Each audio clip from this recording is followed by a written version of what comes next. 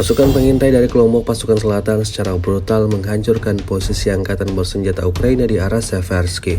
Rekamannya ramai beredar di media sosial Telegram pada Sabtu 20 Juli 2024. Dalam rekaman dapat dilihat bagaimana ledakan dahsyat tanpa jeda terjadi di lubang persembunyian angkatan bersenjata Ukraina.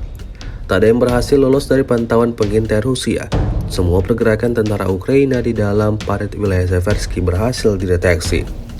Tidak diketahui pasti berapa jumlah korban jiwa dalam peristiwa ini. Video ini viral dan menuai beragam komentar dari warganet.